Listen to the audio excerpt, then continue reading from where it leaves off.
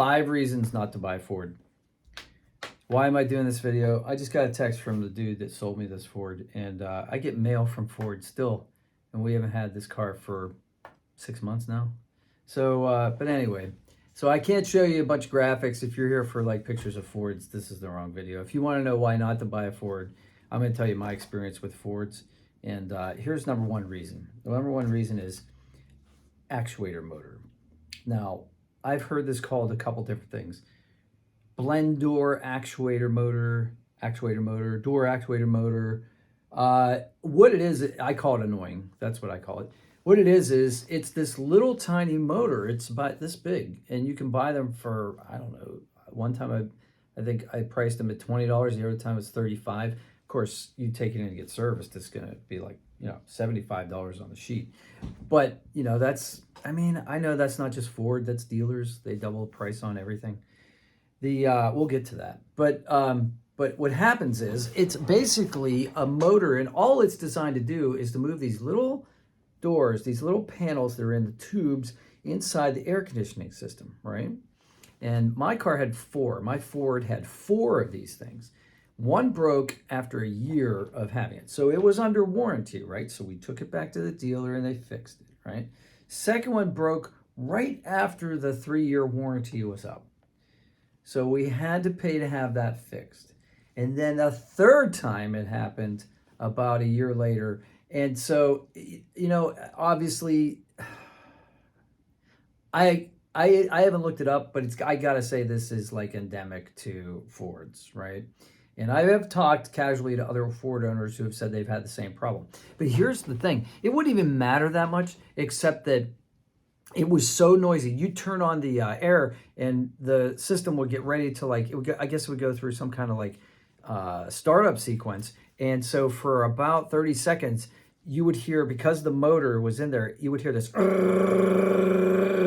you had no idea what this jackhammering sound was. And it's magnified by the air vents, right? And it comes through all the air vents, and it's behind the dash, right? There's 4 of them. Now, one of them I could almost reach if I took the steering wheel and I put it all the way up, and I could barely get my hand in there, but I'd have to take apart like the whole dash to do it, and they had to take apart the dash to do it, and that's why it was so expensive when we had it fixed. And the third time we just lived with it for a while until it got dangerous. What happened was we had this ice storm it was the day before Christmas Eve last year, and there was this terrible storm, and the defrosters wouldn't work because the blend doors wouldn't put enough air up onto the glass to get the air to go up there. So I was scraping the inside of my windshield, and I said, that's it. We got to get rid of this car. It's gone beyond the point of being inconvenient. It's actually dangerous, okay? And this is a little tiny part that has these little plastic teeth, and I guess the teeth break off, and then it can't do its thing, so it gets stuck, and it vibrates back and forth, and that's why it makes this terrible noise. All right, enough said about that. Number 2, door handle. All right, so the way they designed their door handles on the Ford that I had, there was a split. Okay, so the door handle pulled out, and there was a split between where that door handle pulled out and where the lock mechanism was. Now, of course, the lock mechanism, you're going to use keyless usually, but what would happen is when it got cold, water would run down into that crack and it would freeze. So this whole assembly was supposed to come out. There's this tiny little hinge on the one side, and then the action was supposed to happen where it was frozen, right? So you'd pull on this, and you'd push on the lock with your thumb and pull on it, but you couldn't get the ice it was down in there. So, as you pulled on it, you could see you were pulling the plastic molding off of the lock mechanism because it was frozen to that as well. So you didn't want to do that.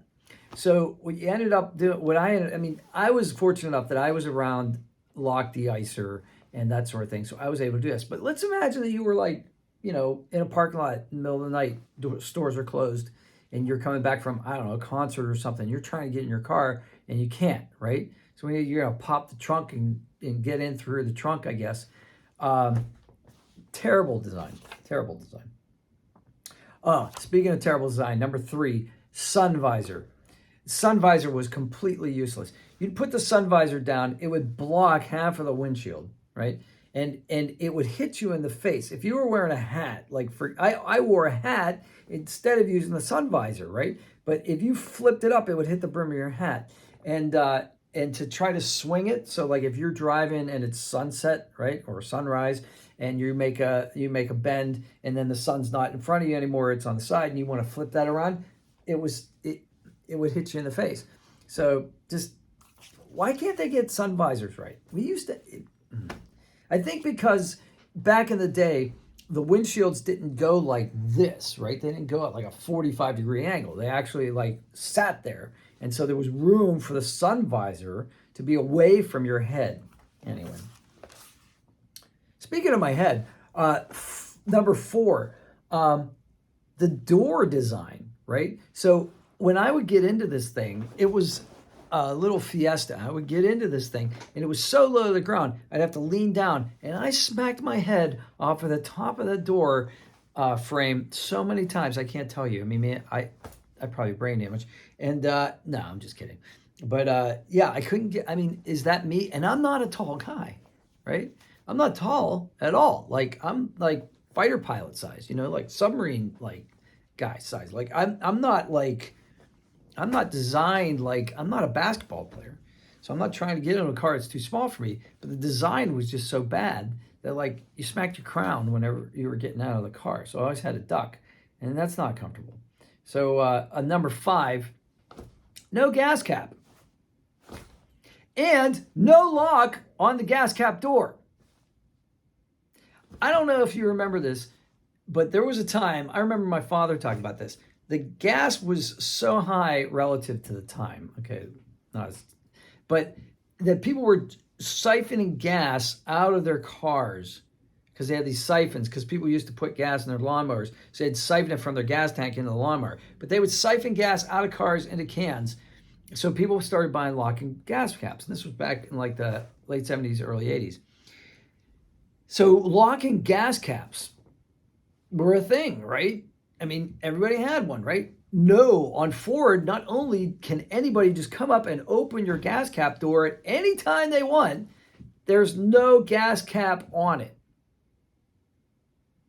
And there's no way to put a locking gas cap on it because of the way the door is too close to the top. So you can't get you can't get an aftermarket one. Just ridiculous. Oh, here's a bonus one. No, that's good. That's good. I think I'm done. If you guys have any questions, if you're Ford owners and you get offended by this, I'm glad you're having, and yours is awesome. I'm glad for you. I'm glad you had a good experience. Okay, I will give you the last one. The service department. Now, I know this isn't just Ford, and I know everybody right now is saying, we don't have enough people. Nobody wants to go back to work. I'm sorry. This was before all of this went down. We had problems with Ford's service department, okay? Just terrible, incompetent people. They wouldn't get back to you. They wouldn't tell you when your car was done. You had to call them, hound them, talk to them. What is so hard? What is so hard with having a sheet and it says, you know, or an Excel page? In at 8 o'clock, wants car by 5 o'clock p.m., right? So then somebody at 4:30 starts calling people, or actually, hopefully before that, right? Hopefully before that, because that happened to me one time. We had the car in to get serviced. We needed the car early on Saturday. We dropped off the car at 7:30 a.m. on Friday. We told them we needed the car. They called us 15 minutes before the service department closed. We live a half hour away. So we couldn't pick up our car. So, like, what is that? You know, that's worse than not calling at all. Right? But that's just one example. I mean, we went around and around and around about these actuator motors. Anyway, like I was saying, if you have a Ford and you love it, tell me in the comments, tell me why you love it, because that has not been my experience. The Ford owners that I have talked to have not been like, oh my God, I can't wait to buy another Ford, right? The Honda owners, the Toyota owners, they've all been like, oh my God, this is the best thing. I'll always do blah, blah, blah. They might upgrade to like, Lexus instead of like the regular Toyota line or something like that.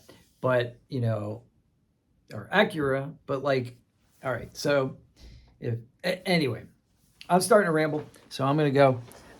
And if you had similar experiences, put them in the comments below. Similar experiences to me, put them in the comments below, because I think it's only fair for corporations to know where they're going wrong, right? So if somebody from Ford were to actually watch this, which is highly unlikely, then maybe they could see a problem and they could fix it, right? And also, it's good to let other consumers like us know what they're getting into when they're buying a car, because that's a major purchase, right? Other than a house, it's the most expensive thing you're probably going to spend money on in your life. And it should work. We've been making cars for 100 years. They should work. Okay, I'm starting to get on my soapbox. Talk to you guys later. Smash like for me if this were helpful at all. And I look forward to your comments. Take care.